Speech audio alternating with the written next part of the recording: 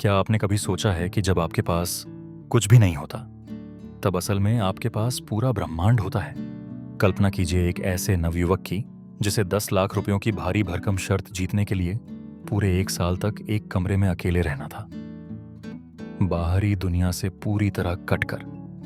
पर शर्त खत्म होने से ठीक एक दिन पहले उसने 10 लाख रुपए ठुकरा दिए और वो खाली कमरा छोड़कर चला गया।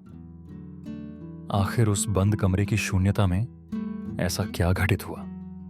उसने ऐसा कौन सा खजाना पा लिया जो करोड़ों रुपयों से भी अनंत गुना बड़ा था?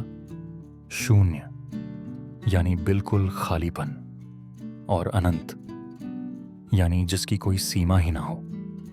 क्या ये दोनों अलग हैं या एक ही शक्ति के दो किनारे? स्वयं ब्रह्मा और विष्णु भी जिस सदाशिव के अनंत स्तंभ का छोर नहीं पा सके, गुरु नानक जी ने जिस लबालब भरे हुए दूध के प्याले में एक फूल डालकर पूर्णता का रहस्य समझाया, आज वही महारहस्य आपके सामने खुलने वाला है।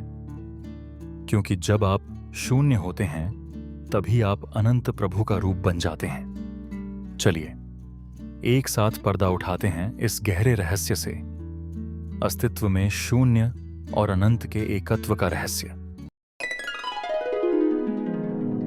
आज का विषय बड़ा गहरा विषय है।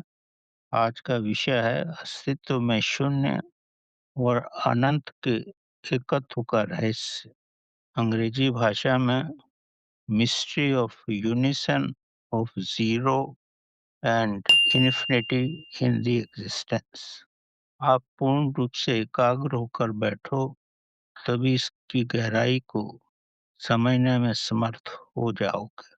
सबसे पहले ये समझो कि शून्य और अनंत इस ब्रह्मांड में एक ही है, एक ही शक्ति के दो रूप हैं। अगर आप शून्य हो या आप पूर्ण हो, तो आप ब्रह्मांड के साथ हो। ये दो रूप नदी के दो किनारों की तरह हैं। ये दोनों ही शक्तियां, शून्य और अनंत की शक्तियां, एक दूसरे की परछाई मात्र ही है। ये एक ही शक्ति के दो विभिन्न किनारे हैं। संसार की, ब्रह्मांड की, जीवन की सभी अवस्थाएं शून्य और अनंत के मध्य ही विचरण करती हैं। आपका सारा जीवन शून्य से ऊपर होता है और अनंत से नीचे होता है। जीवन की सब अवस्थाएं इन दो किनारों के मध्य ही रहती हैं। इसमें शून्य सबसे छोटी इकाई है। अनंत ब्रह्मांड की उच्चतम स्थिति है। अनंत से बढ़कर कुछ भी नहीं है। आप ये भली प्रकार समझ लो कि शून्य को निश्चित और निर्धारित किया जा सकता है। जैसे पानी से भरी हुई बाल्टी को उल्टा कर दो तो वो खाली हो जाती है। तो इससे आपको स्पष्ट है कि आपने इसको खाली कर दिया, शून्य निर्धारित हो जाता है। यही भीतर की शून्यता है। यही उसके भीतर की शून्यता की आखिरी अवस्था है। अब उसमें कोई पानी नहीं बचा। आगे गहराई से समझो, अनंत और पूर्णता निर्धारित नहीं की जा सकती। एक घड़े में चौथाई पानी हो या आधा घड़ा भरा हो या तिहाई हो, तो भी उसको पूर्ण कहा जाता है। बाल्टी के भरने का भी आभास नहीं होता। उसमें कुछ तो पानी और आ ही सकता है, चाहे दो बूंद ही पानी आए। तो अनंत और पूर्णता को निर्धारित नहीं किया जा सकता। अगर कुछ पूर्ण भी कर लो, तो भी एक बूंद तो उसमें समा ही सकती है। और शून्यता में आप सारा पानी ही निकाल सकते हो। सारांश में अनंत और पूर्णता सदैव लगभग एक ही होते हैं, पर निश्चित रूप से नहीं कहा जा सकता कि कब पूर्णता आई और कब अनंत आ गया। अनंत और पूर्णता के बाद तो घटना बढ़ना होता ही रहता है। पूर्णता समझने के बाद भी उसमें बढ़ाव हो सकता है, कुछ तो उसमें डाला जा सकता है। पर शून्यता आने के बाद उसमें और कुछ कमी नहीं की जा सकती। शून्यता के नीचे कुछ नहीं है। वास्तव में शून्यता ही पूर्णता है। ये बड़ा अस्वाभाविक लगता है, पर वास्तव में ऐसा ही है और ऐसा ही होता है। आप जब घड़े को खाली कर लेते हो, तो ही आप कहते हो कि घड़ा पूर्ण रूप से खाली हो गया है। आप दृढ़ता से कह सकते हो, लेकिन भरे घड़े को नहीं कह सकते, क्योंकि उसमें 2 बूंद तो आ ही सकता है। शून्यता का बाद केवल भरना ही रहता है। एक ही प्रावधान बचता है कि अब इसको भरा जा सकता है। तो दूसरे शब्दों में समझो कि शून्यता ही पूर्ण होती है, पर पूर्णता पूर्ण नहीं हो सकती। केवल शून्यता ही पूर्ण होती है। अनंत और शून्यता ब्रह्मांड की, विश्व की और मानवता की रहस्यमय अतुलनीय अवस्थाएं हैं। ये दोनों ही अवस्थाएं बड़ी विचित्र होती हैं। शून्यता और पूर्णता का स्वभाव विचित्र है। दोनों को दार्शनिक रूप से समझना साधारण बुद्धि की क्षमता से बहुत ऊपर है। इसको समझने में आपके मन में बहुत से विचार आएंगे। उन विचारों का समाधान आप खुद ही ध्यान की गहरी अवस्था में जाकर पा सकते हो। शब्दों में बहुत कुछ बताना असंभव ही होता है। अब हम शून्यता के रहस्य के बारे में जानने का प्रयत्न करते हैं। शून्य सबसे छोटी इकाई है। शून्य अगर किसी अंक के दाएं में लग जाए, तो उसका सामर्थ्य 10 गुना बढ़ जाता है। जैसे 1 को 10 किया जा सकता है, 10 को 100 किया जा सकता है, 100 को 1000 किया जा सकता है, और इस तरह आप शून्य लगाकर उसको बढ़ा सकते हो। इस तरह संख्या अनंत हो जाती है। दूसरे शब्दों में समझो कि एक छोटी संख्या शून्यता के माध्यम से अनंत गुणा बढ़ सकती है। यही शून्य की महत्ता है। किसी एक अंक के दाईं ओर अगर शून्य की संख्या बढ़ा दी जाए, तो एक छोटा अंक भी अनंत गुना हो सकता है। दूसरे शब्दों में शून्यता किसी एक मात्र को भी अनंत बनाने की प्रक्रिया है। अब आध्यात्मिक भाषा में शून्यता को समझो। आध्यात्मिक भाषा में इसे समझा जा सकता है कि अगर जीवित प्राणी में शून्यता बढ़ाई जाए, तो जीवित प्राणी की प्रतिभा अनंत गुना हो जाती है। यानी वो किसी भी रूप में अनंत गुणा विशाल हो जाता है।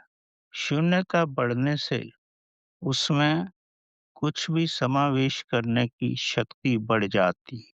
अब जैसे आपके पास बड़ा मकान है, बड़ा कमरा है, तो उसमें शून्यता ज़्यादा है। उसमें आप ज़्यादा सामान रख सकते हो। अगर मन में शून्यता आ जाए, तो वे अधिक सीख सकता है।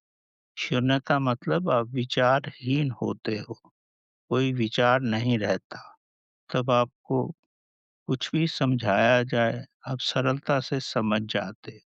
जैसे बालक कुछ भी सरलता से समझ सकते हैं, क्योंकि उनके मन में शून्यता रहती है। दूसरे शब्दों में समझो, विचार रहित होना ही शून्यता है।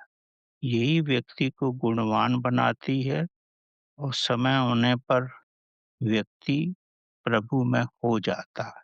शून्यता से ही अनंत गुणा विशाल, यानी प्रभु की तरह अनंत गुणा विशाल किसी भी रूप में हो सकता है।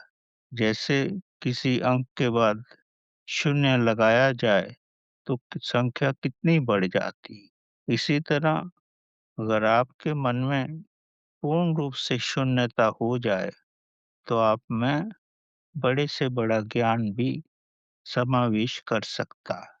अगर मन विचारों से भरा हो, तो उसमें नया विचार नहीं डाला जा सकता। तो ये समझो, यही शून्यता का महाबल है।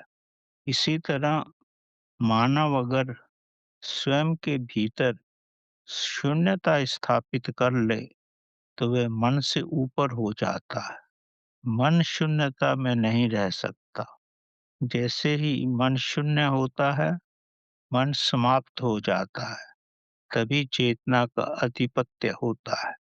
जैसे-जैसे शून्यता बढ़ेगी, वैसे-वैसे व्यक्ति की चेतना का विकास प्रारंभ होगा। व्यक्ति प्रभु का रूप हो जाएगा, क्योंकि शून्यता ही शिव है, शून्यता ही शव है। अब शिव में कितनी महान शक्ति है। अगर आप ही शून्य हो, तो आपके अंदर कितनी शक्ति आ सकती है। शिव सर्वव्यापी है। अगर आप स्वयं के अंदर शून्यता का विस्तार करेंगे, तो आपकी चेतना भी सर्वव्यापी हो सकती है। इसी तरह व्यक्ति महाचेतनशील बन सकता है।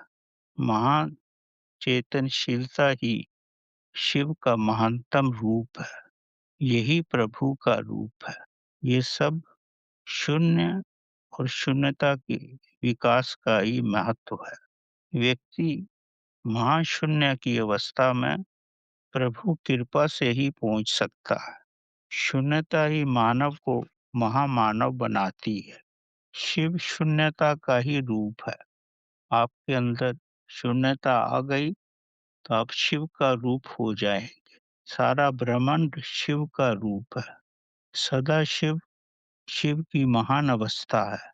सब कुछ ही सदा शिव में समा जाता है।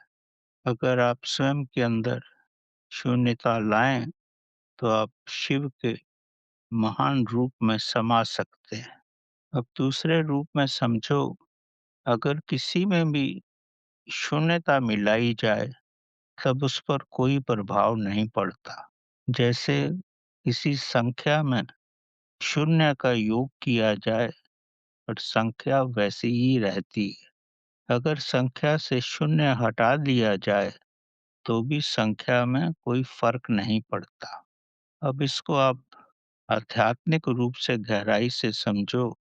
आध्यात्मिक भाषा में आप समझ सकते हो कि किसी भी व्यक्ति में प्रभु का ज्ञान देने मात्र से, या उसे समझाने मात्र से, उसे बताने मात्र से, उसके मन में डालने मात्र से नहीं बढ़ाया जा सकता, और ना ही कुछ कम किया जा सकता है। क्योंकि शून्य के योग और घटाव का कोई प्रभाव नहीं पड़ता। ज्ञान तो शून्य है। अब किसी अंक में शून्य जोड़ोगे या निकालोगे, तो कोई फर्क नहीं पड़ेगा। परंतु शून्य के लगाने से, यानी इसके साथ होने से ही प्रभाव पड़ता है। जैसे किसी अंक के दाएं में शून्य लगाएं, वो 10 गुना 20 गुना बढ़ सकता है और अनंत भी हो सकता है। लेकिन शून्य के योग और घटाने से कोई अंतर नहीं पड़ता। तो ये स्पष्ट रूप से समझो, शून्य बनने से ही आप अनंत हो सकते हो, स्वयं में शून्य लगाने से नहीं। इसको आप स्वयं ही ध्यान की साधना में जाकर इसको गहराई से समझ सकते हैं। धन की तरह शून्य का ज्ञान किसी को भी धरोहर में नहीं दिया जा सकता, और ना ही लिया जा सकता। यही शून्य की महत्ता है। शून्य को आपको स्वयं में लाना पड़ेगा। स्वयं में शून्यता आने से ही आप में विशालता आ जाएगी। जैसे एक अंक 10 गुना होता है, 100 गुना बढ़कर 1000 गुना हो सकता है, और अनंत गुना भी हो सकता है। शून्यता ही से ही कैवल्य की अवस्था आती है। महावीर ने स्वयं को पूर्ण रूप से शून्य किया था। अपने खान-पान में, अपने रहन में, अपने श्वासों में, हर रूप में स्वयं को शून्य किया था, और तभी उन्होंने कैवल्य को प्राप्त किया। शून्यता पूर्ण साइकिल के बाद अनंत हो जाती है और फिर शून्य हो जाता है। अब आगे समझो कि किसी शून्य से विभाजन से क्या प्रभाव पड़ता है। विभाजन का भी बड़ा गहरा ज्ञान है। अगर किसी भी संख्या को शून्य से विभाजित किया जाए तो वो संख्या तुरंत अनंत गुना हो जाती है। जैसे 2 को शून्य से भाग दो तो अनंत गुना है। 1 को शून्य से भाग दो तो अनंत गुना है। जैसे दाहिनी ओर शून्य लगाने से संख्या अनंत गुना हो जाती है, वैसे ही शून्य से विभाजन करने पर भी संख्या अनंत गुना हो जाती है। शून्य से विभाजन करना और दाईं तरफ शून्य लगाना एक ही अवस्था में ले जाता है। आप इसको आध्यात्मिक रूप से समझने का प्रयत्न करो कि शून्य से विभाजन करके दैविक अवस्था आती है। जिस पदार्थ को व्यक्ति शून्य से विभाजन करना चाहता है तो उसको परत दर पर अलग कर देता है। एक परत अलग होती है, फिर दूसरी परत अलग होती है। एक परत के बाद दूसरी परत विभाजन से अलग हो जाती है, तो उसके भीतर अंत में प्रभु के प्रकाश का धागा ही बचता है, जो ब्रह्मांड से जुड़ा हुआ है। ये वर्चुअली दिखाओ की यानी ना दिखने वाली शक्ति है। इसको दूसरे रूप में समझो, परतें अलग करने से अंत में व्यक्ति आदर्श शक्ति के साथ एक हो जाता है, क्योंकि हर एक के भीतर वो परमात्मा की चेतना की आदर्श शक्ति ही होती है। ऊपर की परतें जो हैं हमारे कर्मों का बंधन है, उसको निकालोगे, उसका विभाजन करोगे, तो ही भीतर से आपको शून्य से भेंट होगी। शून्य ही आत्मा है, शून्य ही चेतना है और शून्य ही अनंत हो जाता है। यही चेतना की शक्ति है। तो जैसे शून्य से विभाजन करके व्यक्ति अनंत हो जाता है, किसी भी संख्या को शून्य से विभाजन करो तो वह अनंत का रूप ले लेती है। इसी तरह व्यक्ति भी अगर पूर्ण रूप से शून्य हो जाए तो वो अनंत का रूप हो जाता है। वो अपने भीतर से अपनी आत्मा का स्वयं की चेतना से मिल जाता है। चेतना से मिलना मतलब ब्रह्मांड से मिलना, अनंत के साथ एक हो जाना।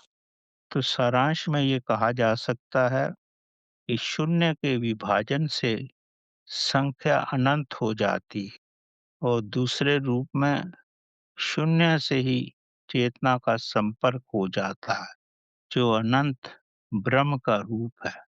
आप ब्रह्म के साथ एक हो जाते हो। चेतना भीतर है। विभाजन से यानी परतें निकालने से वहां तक पहुंचा जा सकता है जहां भीतर शून्य ही रहता है। शून्य ही महाशक्ति है।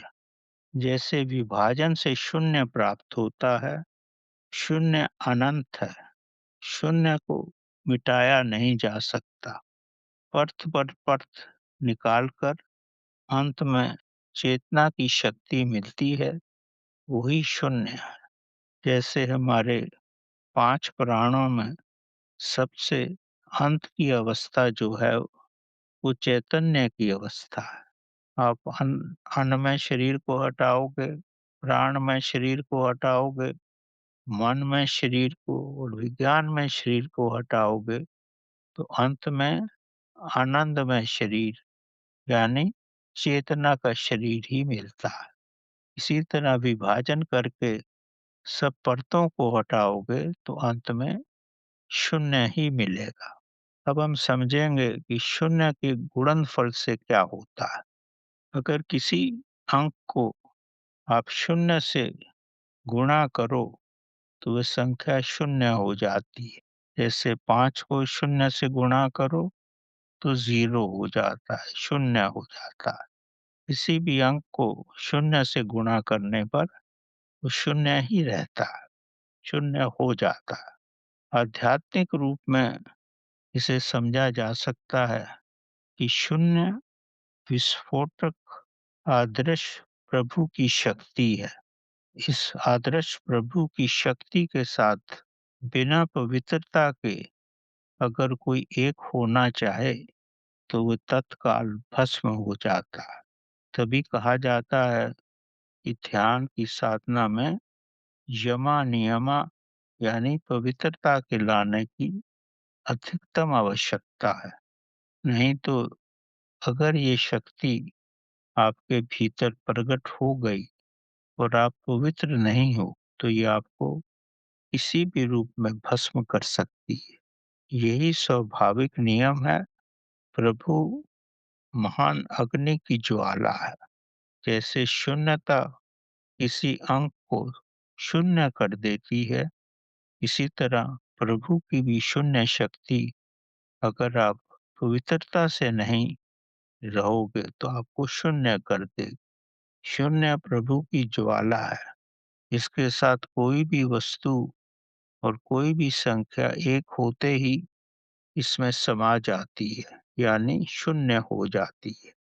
गुणा का मकसद है आक्रमण करना। शून्य यानी प्रभु के साथ आक्रमण शक्ति से आना या उनके नियमों के अनुसार न चलने पर व्यक्ति स्वयं का सत्यानाश कर डालता है। जैसे शून्य को किसी संख्या से गुणा किया जाए तो वो शून्य हो जाता है। दूसरे रूप में समझें कि शून्य के गुणनफल से शून्य बन जाता है। अगर आप पवित्र हो तो शून्य के संपर्क में आकर आप शून्य बनोगे और पर वो प्रभु का रूप ही होगा। अब इसको और गहराई से समझो। एक अवस्था से दूसरी अवस्था में आने पर शून्य से ही गुजरना पड़ता है। अगर आप अपनी गाड़ी में गियर बदलते हो तो न्यूट्रल गियर से होके जाना पड़ता है। न्यूट्रल गियर में जाना मकसद शून्य से जाना है। कोई भी बदलाव शून्य में जाने के बाद ही होता है। दूसरे रूप में समझो कि प्रभु की शक्ति के बाद ही आप में बदलाव होता है। प्रभु की शक्ति आएगी तभी आपका जीवन बदलेगा, तभी आप मानव से महामानव बनोगे। बिना प्रभु की शक्ति से कुछ भी नहीं होता। जैसे गियर बदलने से आप न्यूट्रल गियर से दूसरे गियर में जाते हो, जो न्यूट्रल है, शून्य है, यही प्रभु की शक्ति है। यहाँ से गुजर कर ही आप ऊपर वाले गियर में जा सकते हो। इसी तरह जीवन की उन्नति के लिए भी शून्य से गुजरना ही पड़ता है। प्रभु का सहारा लेना और प्रभु की शक्ति के साथ एक होना ही हमको ऊपर ले जाता है। जैसे सर्दी के बाद गर्मी का मौसम आता है, पर सर्दी के बाद थोड़े वक्त तक शून्यता रहती है, ना सर्दी ना गर्मी, और उसके बाद ही गर्मी आती है। इसी तरह गर्मी के बाद सर्दी भी आती है। हर रूप में ऐसा ही होता है। जब व्यक्ति सांस लेता है, थोड़ी देर सांस रुकती है, शून्यता में रहती है। उस शून्यता में ही प्रभु की शक्ति आती है, तो ही व्यक्ति दूसरा सांस लेने के योग्य बनता है। जितनी ज़्यादा शून्यता रहेगी एक श्वास और दूसरे श्वासों के बीच में, उतनी ही ज़्यादा प्रभु की शक्ति का समावेश होगा। अब आगे समझो। दाईं तरफ शून्य लगाने से तो संख्या बढ़ती है, लेकिन अगर बाईं तरफ शून्य लगाओ किसी भी अंक के, तो कुछ भी नहीं होता। ये भी एक रहस्य है। किसी भी अंक के अगर बाईं ओर शून्य लगेगा तो उसमें कोई प्रभाव नहीं पड़ेगा। जितनी मर्जी शून्य आप बाईं तरफ लगाते रहो, संख्या में कोई फ़र्क नहीं पड़ेगा। इसका दैविक मकसद ये है कि प्रभु की शक्ति अगर उचित दिशा में ना प्रयोग की जाए, तो उसका कोई प्रभाव नहीं होता। वह ना अपना सकारात्मक प्रभाव दिखाती है और ना ही नकारात्मक। दूसरे रूप में इसका अभिप्राय ये है कि अस्पष्ट भक्ति, दिखावटी प्रेम, दिखावटी भक्ति, मुखौटे पहनकर साधना करना किसी प्रकार का फल नहीं लाती। ये ऐसा ही है जैसे बाईं ओर आपने शून्य लगाया है। भक्ति, श्रद्धा, प्रेम और हृदय की गहराई से ही होनी चाहिए, अन्यथा उसका कोई लाभ नहीं। अब सारांश में जैसा कि आपने समझा है, शून्य का दाईं तरफ बढ़ना उसको अनंत तक ले जाता है, बाईं तरफ बढ़ना और घटना केवल विफल ही करता है। शून्य से विभाजन अनंत शक्ति देता है, चेतना तक ले जाता है। शून्य से गुणता शून्य ही लाती है, क्योंकि किसी से भी आप शून्य का गुणन करोगे तो वो शून्य ही रहेगा। मतलब आप प्रभु के साथ हो तो प्रभु का ही रूप बन जाओगे। शून्य के साथ रहने का मतलब शून्य से गुणा करने का मकसद प्रभु के साथ होना। ये सब आध्यात्मिक गहराई में जाकर, ध्यान की साधना में जाकर आप स्वयं भी समझ सकते हो कि शून्यता कितनी महान शक्ति है। शून्यता का कोई अंत नहीं है। शून्यता सदाशिव है। एक छोटी सी गाथा से, जो पौराणिक गाथा है, उससे आप बड़ी गहराई से समझ सकते हो। एक बार ब्रह्मा और विष्णु में बहस हो गई। जब विष्णु भगवान ने ब्रह्मा से कहा कि ब्रह्मा, तू तो मेरी नाभि से निकला है। जब तू मेरी नाभि से निकला है, तू मेरा पुत्र हुआ। पर ब्रह्मा अपने अहम वश इसको सहन नहीं कर सके। उनमें काफी वार्तालाप हो रहा था। तब शिव जी भगवान ने अपना सदाशिव रूप लिया, जो महान स्तंभ के रूप में था, जो पाताल से लेकर स्वर्ग लोक तक जाता था। तो ब्रह्मा और विष्णु ने यह फैसला किया कि बड़ा अजीब स्तंभ है, जो इस स्तंभ के किनारे तक पहले पहुंचेगा वही महान होगा। तो विष्णु भगवान ने कहा, मैं पाताल लोक में जाकर इसका किनारे तक पहुंचता हूँ, और ब्रह्मा जो है स्वर्ग लोक में जाकर स्तंभ का किनारा खोजने लगे। स्तंभ तो इतना विशाल था कि ब्रह्मा और विष्णु पूर्ण रूप से थक गए। विष्णु भगवान तो हार गए और उन्होंने कहा कि मैं इसके किनारे को नहीं पा सकता, ये महान है। ब्रह्मा, जो स्वर्ग की यात्रा में थे, उनको भी कोई किनारा नहीं मिला, वो भी हार गए। और उनको स्तंभ से ऊपर से गिरता हुआ एक फूल दिखा। उस फूल से उन्होंने संपर्क किया, तो फूल ने कहा, मुझे नहीं पता कि किस काल से मैं उस स्तंभ से नीचे गिरा हूँ, वो कितना ऊंचा है मैं नहीं जानता। और ब्रह्मा ने कहा कि तू मेरे पास आ जा, और नीचे विष्णु भगवान को बोल देंगे कि मैं स्तंभ के दूसरे किनारे पर पहुंच गया था, क्योंकि तू मेरे साथ है। उसको असत्य रूप में अपने साथ लेने का प्रयत्न किया।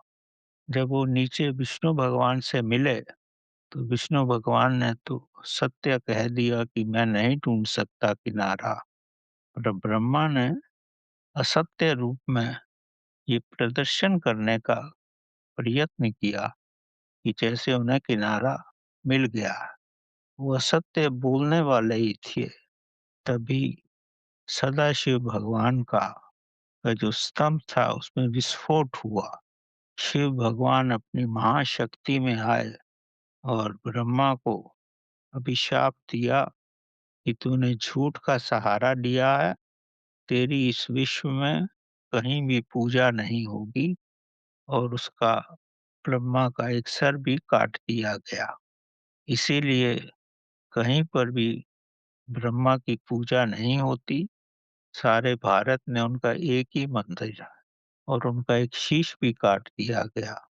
और शिव जी भगवान ने विष्णु को प्रसन्न होकर यही कहा कि तूने सत्य का रास्ता अपनाया है, तेरी पूजा ऐसे होगी जैसे मेरी पूजा होती है। तो यह कहने का मकसद ये है कि शिव जी भगवान वो शून्य का रूप है, उसका कोई अंत नहीं पा सका। विष्णु भगवान ने तो स्वीकार ही कर लिया, लेकिन ब्रह्मा ने असत्य का रास्ता लिया और असत्य के रास्ता लेने से अपनी प्रतिष्ठा पूर्ण रूप से समाप्त कर दी। तो शून्यता अनंत है, इसका कोई अंत नहीं है। शून्यता में होने से आप शिव के साथ हैं। अब हम अनंत का रहस्य समझेंगे। जैसे शून्य रहस्यमय है, उसी प्रकार अनंत भी रहस्यमय। अनंत इतना विशाल है कि वहाँ हमारी पहुँच से परे है। अनंत मतलब पूर्ण, पूर्णता में कुछ भी और समाया जा सकता है। गुरु नानक देव जी की एक छोटी-सी कथा है। गुरु नानक एक योगियों के गाँव में पहुँचे। वहाँ सब महायोगी थे, सभी तपस्वी थे। तो योगियों ने कहा, यहाँ सभी तपस्वी हैं, यहाँ और किसी ज्ञानी की आवश्यकता नहीं है। उन्होंने मुखारबिंद से ये नहीं कहा, उन्होंने एक लोटा दूध इनके पास भिजा दिया। गुरु नानक भी जानी-जान थे, उन्होंने समझ लिया कि क्या संदेश दे रहे हैं। तो गुरु नानक ने उसमें एक छोटा-सा फूल डालकर लोटे को दूध समेत वापस कर दिया। तब उनके शिष्य मर्दाना ने पूछा, क्या रहस्य है? तो गुरु नानक जी बोले, यहाँ के तपस्वियों ने मेरे पास संदेश भेजा कि यहाँ इस गाँव में बहुत सारे संत हैं और किसी संत की आवश्यकता नहीं है। तो मैंने एक फूल डाल के उसमें भेज दिया। फूल डालने का मकसद यही था कि संतत्व कभी पूर्ण नहीं होता, वो हमेशा ही अपूर्ण रहता है, कुछ भी उसमें डाला जा सकता है। तो यहाँ कहने का मकसद ये है कि अनंत कितना भी विशाल हो, उसमें कुछ ना कुछ और समा सकता है। अनंत में कुछ जोड़ने और घटाने में कोई फ़र्क नहीं पड़ता। अनंत महान है, तभी कहा जाता है कि अनंत पूर्ण है और पूर्ण से पूर्ण ही निकलता है और फिर भी पूर्ण ही बचता है। अनंत अस्पर्शनीय है। अनंत का मकसद है आत्मज्ञानी होना, इससे बढ़कर और कुछ नहीं है। आत्मज्ञानी होने से व्यक्ति प्रभु का रूप ही हो जाता है।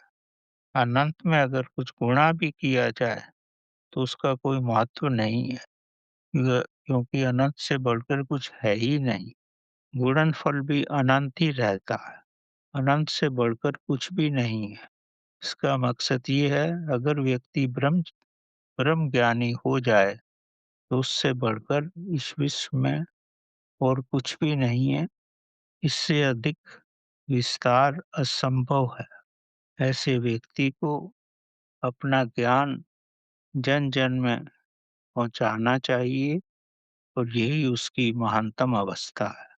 अनंत का दाएँ-बाएँ होने से भी कोई अंतर नहीं पड़ता।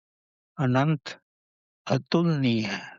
ज्ञानी जो आत्म साक्षात्कारकारी हो, वह सदैव प्रभु में ही रहता है। अनंत को किसी से भी भाग कर दें तो शून्य हो जाता है। तो इसका मकसद ये है कि शून्य ही अनंत है और अनंत ही शून्य है। इसीलिए कहा जाता है, पूर्ण से पूर्ण निकलता है। मतलब अनंत से अगर शून्य निकलता है भाग देने से तो वो भी पूर्ण है।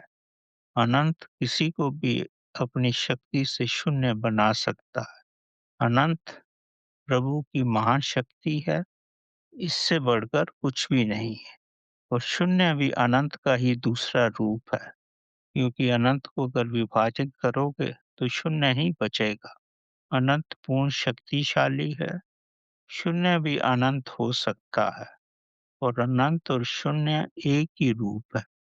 तो इससे स्पष्ट हो जाता है, एक ही शक्ति के दो रूप हैं, अनंत और शून्य। अब सारांश में आप समझ सकते हो कि अनंत बनकर प्रभु का रूप पाया जा सकता है। वास्तव में अनंत प्रभु का ही रूप है। शून्य होकर भी अनंत को पाया जा सकता है। शून्य होना सरल है। शून्यता और पूर्णता एक ही है। शून्यता का मकसद है त्याग, छोड़ना। त्याग से प्रभु प्राप्त होता है।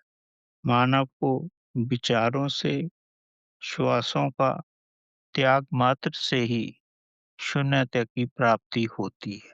यही आत्म साक्षात्कार की सरल विधि है। शून्यता ही पूर्णता तक ले जाती है। सारा ब्रह्मांड शून्य, शिव चैतन्य सदा शिव का ही रूप है। सब कुछ शून्य ही है। हर परमाणु में इलेक्ट्रॉन, प्रोटॉन, न्यूट्रॉन्स होते हैं, पर ये सब होते हुए भी 90% उसमें शून्य ही होता है और इसके विस्फोट से इतनी शक्ति निकलती है जिसका अंत पाना भी नामुमकिन है। तो शून्य में महाशक्ति है। जितना जीवन में शून्य बढ़ेगा, उतना ही हम प्रभु के निकटतम आ जाएं।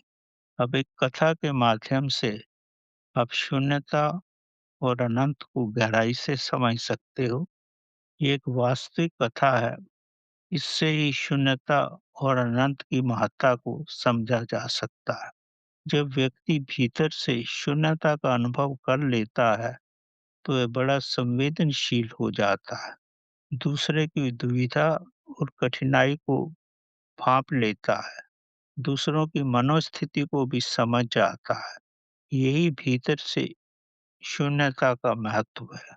स्वयं के पास कुछ न होने पर भी अपने को अनंत ही समझता है। भीतर शून्यता होने पर दूसरे की सुविधा और भलाई के लिए ही सरलता से सब कुछ त्याग भी देता है। जिस वैभव को पाने के लिए उसने संघर्ष किया था, जब उसमें शून्यता आ जाती है, तो सरलता से सब कुछ छोड़ देता है। यही उच्चतम ज्ञान और भीतर की शून्यता का महत्व है। एक वास्तविक कथा के माध्यम से इसको आप पूर्ण गहराई से समझ सकते हो। कथा वास्तविक है पर बड़ी पुरानी है। एक नवयुवक ऊंची उपाधि लेकर अपने घर लौटा। उसकी मानसिक इच्छा थी कि थोड़े समय में वह खूब धन कमाए और सुख से जीवन यापन करे। घर लौटने के बाद उसका एक धनी मित्र था, उसका घनिष्ठ मित्र था, कि उससे मिला। उस मित्र को एक उद्योगपति ने भोज पर आमंत्रण किया था। उद्योगपति बड़ा रईस था, शहर में उसका बड़ा बोलबाला था। तो उसका मित्र इसको भी अपने साथ लेकर उस प्रतिभोज में चला गया। अपने धनी मित्र के साथ होने पर इस नवयुवक को भी इस रईस उद्योगपति से मिलने का अवसर मिला। औपचारिक बातचीत में जब ये रईस अन्य मित्रों से बात कर रहा था, तो इस रईस ने कहा, हम उद्योगपति इतने व्यस्त रहते हैं, साधारण आम व्यक्तियों को ये समझना बड़ा कठिन हो जाता है। आगे उसने कहा कि मुझे आश्चर्य है कि लोग बिना व्यस्त हुए कैसे जी लेते हैं। बिना व्यस्त हुए घर में रहना कितना कठिन होता है। ये उस समय की बात है जब मोबाइल, आईफोन, इंटरनेट वगैरह कुछ भी नहीं हुआ करते थे। ज़्यादा से ज़्यादा व्यक्ति अपने पसंद की पुस्तकें ही पढ़ता था। इस रईस को बड़ा आश्चर्य था कि अगर नवयुवक के पास कार्य ना हो, तो वो घर में कैसे समय गुजार सकता है। उसके लिए ये बड़ा अविश्वसनीय था। चूँकि उद्योगपति बड़ा रईस था, बड़ा आकर्षक था, तो कितने ही नवयुवक उसके चारों ओर एकत्र हो गए, उसके विचार सुनने लगे। उसके विचार सुनकर बड़े प्रभावित हुए। उसके ये विचार जो उसने ज़ाहिर किया कि अगर कोई नवयुवक अपनी पढ़ाई-लिखाई के बाद अगर वो 1 साल एक कमरे में बिना किसी से मिले और बिना वार्तालाप करे अगर वो 1 साल गुज़ार सकता है, तो मैं उसे 10 लाख रुपया दूँगा। 10 लाख रुपया उस समय बहुत बड़ी रकम होती थी। उसका ये सोचना था कि जो पढ़ा-लिखा है, जिसने कोतूहल में अपना जीवन गुज़ारा है, वह व्यक्ति अकेले रहने में पूर्ण असमर्थ होगा। चूँकि उद्योगपति के पास बहुत धन था, उसके मन में ये प्रयोग करने की इच्छा हुई, पर कोई भी नवयुवक उसके सामने नहीं आया। हालाँकि 10 लाख रुपया बहुत बड़ी रकम थी। उसने यहाँ तक कि कहा, मैं 10 लाख रुपया भी दूँगा और 1 साल के लिए जो भी वो चाहेगा उसको खाने को मिलेगा और भी किसी चीज़ की आवश्यकता हुई वो भी पूरी की जाएगी। पर वो कमरे से बाहर नहीं जा सकता और ना ही किसी से मिल सकता है। दरवाज़ा खुला रहेगा, वो कभी भी 1 साल के भीतर वह कमरा छोड़ के जा सकता है। तब उसे 1 लाख रुपया हर्जाना देना पड़ेगा। अगर वो 1 साल पूर्ण रहता है, तो उसे 10 लाख रुपया दिया जाएगा, पर उस पे पूरी निगरानी रखी जाएगी। खाने-पीने, वस्त्रों आदि का उसको कुछ भी नहीं देना पड़ेगा। इस नवयुवक ने सोचा कि 10 लाख तो बड़ी रकम है, अगर मुझे काम भी मिल गया, तो मुश्किल से मैं 1-2 लाख रुपया ही कमा सकूँगा। अपना खाना-पीना निकाल कर मुश्किल से ही कुछ बचेगा। किराए के घर में भी रहना है, खाना-पीना, स्वास्थ्य आदि रखने का भी खर्च होगा और यहाँ रहकर तो मेरा पूर्ण ध्यान रखा जाएगा और उसके बाद 10 लाख भी मुझे मिलेगा। मैं तो 10 लाख रुपया अपने 20 साल के जीवन में भी इकट्ठा नहीं कर पाऊँगा। तो काफ़ी सोच-विचार करने के बाद ये नवयुवक राज़ी हो गया। उसके घनिष्ठ मित्र ने भरसक प्रयत्न किया। ये बड़ा कठिन कार्य है, पर इस नवयुवक ने कुछ नहीं सुनी और वह 1 साल के लिए अमीर उद्योगपति को ये सब बातें मानकर उसके दस्तावेज पे दस्तखत कर लिए। इस रईस व्यक्ति ने भी इसे मना किया, ये नवयुवक ये बड़ा कठिन कार्य है। मैं कई वर्षों से नवयुवकों से ये बात करता हूँ और कोई भी इस पे राज़ी नहीं हुआ। तेरे लिए भी बड़ा कठिन रहेगा। पर उसने कुछ नहीं सुनी। वो उसकी सब शर्तों को मान गया। अब वो कमरे में रहने लगा, बड़ा स्वादिष्ट भोजन मँगवाता, खाता। उस समय उसे बियर आदि पीने की भी आदत थी, बियर भी मँगा के पीता था। इस तरह 15-20 दिन उसने बड़ी शान-शौकत से गुज़ारे और 15-20 दिन के बाद वो बड़ा निराश हो गया। अब उसे कुछ नहीं सूझा। उसे ज़्यादा पढ़ने-लिखने का भी शौक नहीं था। उसने अपनी डिग्री और उपाधि के लिए सब कुछ पढ़ा था, पर उसने काफ़ी पुस्तकें मँगवाई थी, पर किसी को भी पढ़ने में उसको रुचि नहीं थी। अब 1 महीने के अंदर उसे न खाना अच्छा लग रहा था, न सोना अच्छा लग रहा, कुछ भी अच्छा नहीं लग रहा था। अगर वो छोड़ के जाता तो 1 लाख रुपया देना पड़ता। ये उसके लिए बड़ी रकम थी और उसके पास था भी नहीं और दूसरी ओर उसके हृदय में 10 लाख की लालच थी। वो बड़ा निराश हो गया। निराश होकर उसने खाना-पीना भी छोड़ दिया। खाने-पीने की इच्छा ही खत्म हो गई। उसका वज़न भी कम हो गया, पर वो क्या करे? किसी से बात भी नहीं कर सकता था। जब वज़न कम हो गया, खाना-पीना छोड़ दिए, तब शरीर के अंदर के जितने भी दूषित पदार्थ थे, वो निकल गए। अब वो पानी और फलों पर ही रहने लगा। उसकी कुछ भी खाने की इच्छा नहीं होगी। वो खा-पी कर अपने को दुखी ही महसूस करता था। इसलिए उसने सब कुछ छोड़ दिया।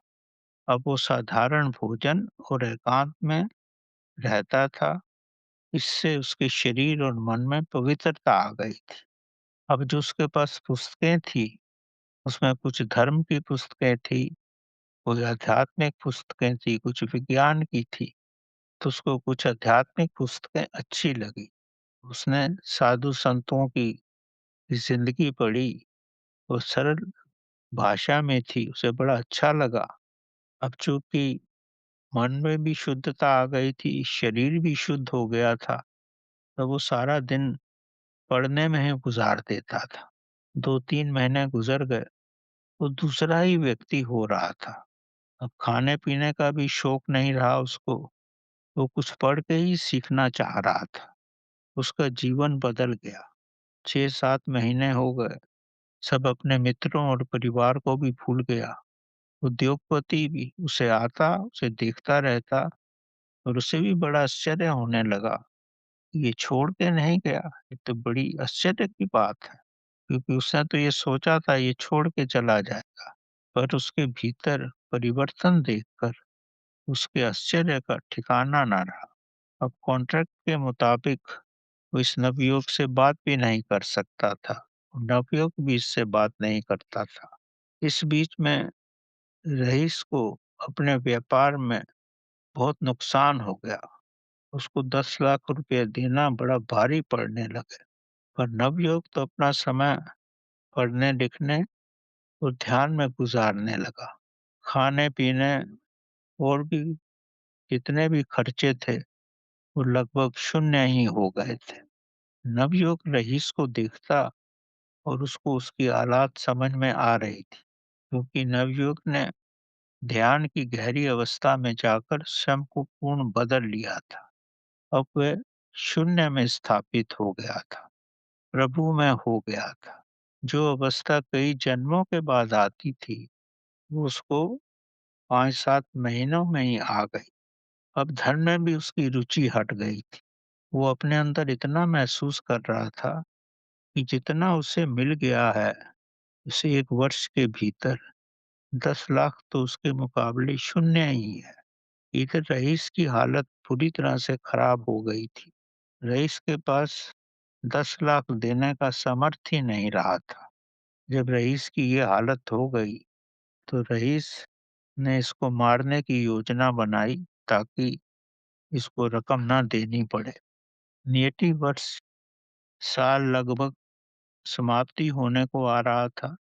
1-2 दिन ही बचे 1-2 दिन ही बचे थे, जब उसका कॉन्ट्रैक्ट समाप्त होने पर था। 1 दिन पहले रईस पिस्तौल लेकर आया ताकि इसको मार दे, पर उसने देखा कि दरवाज़ा तो खुला हुआ है, नवयुवक भीतर नहीं है। उसे एक पत्र उसमें मिला, पत्र में लिखा था कि 1 दिन पहले मैं ये कॉन्ट्रैक्ट समाप्त कर रहा हूँ, छोड़कर जा रहा हूँ, ताकि आपको 10 लाख रुपया ना देना पड़े। रईस को बड़ा आश्चर्य हुआ, पर जब उसने पत्र में आगे पढ़ा, तो उसकी आँखों में आँसू भर आए। नवयुवक ने पत्र में लिखा कि 1 साल में मैंने जो पा लिया है, शायद वो कई जन्मों में भी मैं नहीं पा सकता था।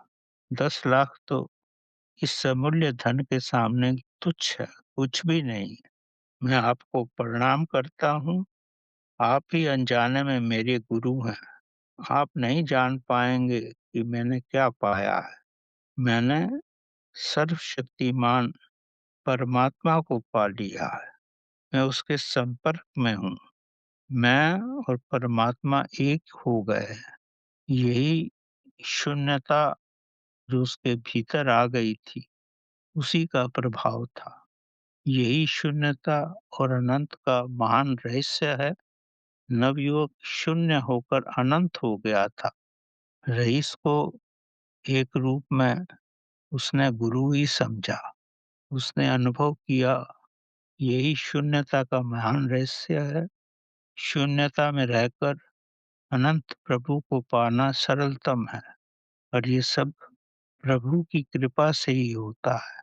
प्रभु मुझे इस रास्ते पर ले जाना चाहता था, ये उसी की लीला है कि जो वो कई जन्मों में किसी को नहीं मिलता, मुझे ए 1 वर्ष में ही मिल गया।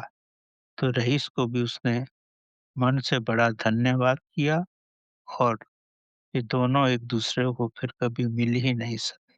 धन्यवाद।